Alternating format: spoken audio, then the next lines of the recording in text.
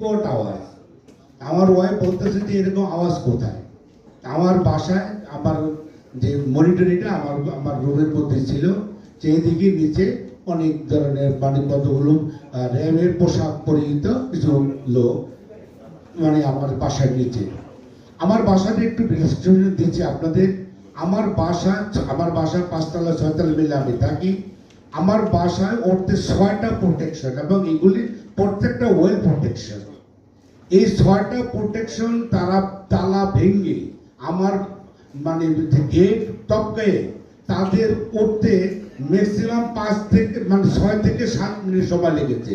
অর্থাৎ তারা এত ওয়েল ট্রেন যারা এই ডাকাত দল এইভাবে আমার বাসার উপরে ওঠার পরে আমার বাসা মানে সমস্ত বাসা তছনছ করে দেখে।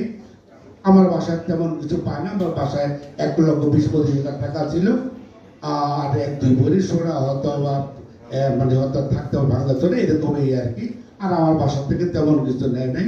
তবে আমার বাসায় 4তলায় যারা ছিল তাদের এখান থেকে বেশ কিছু পরবর্তী পর্যায়ে শুনতে পেরেছি তাদের এখান থেকে বেশ কিছু টাকা দিয়েছে, তারা আমার ভাড়াটিয়া।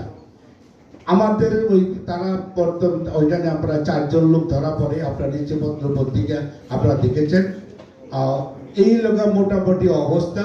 বর্তমান আমাকেও অপহরণ করার জন্য তারা চেষ্টা করেছিল। মানে আমার কপাল ভালো যে জনসাধারণ এবং থানার পুলিশ আসছিল। আমাকে যদি আর 10টা সেকেন্ড সময় পেত তাহলে আমাকে একবার বলছিল যে বরুপে আপনি তার গাড়িতে ওঠান। আমাকে 6তলা থেকে নিচে নামে আনা হয়েছিল। তো বর্তমান আমি আমার সংক্ষিপ্ত বক্তব্যের মধ্যে এতটুকু বলতে চাই যে আমার এই ঘটনাটা আমার পুরো পরিবার উদ্বিগ্ন এবং উৎকণ্ঠিত।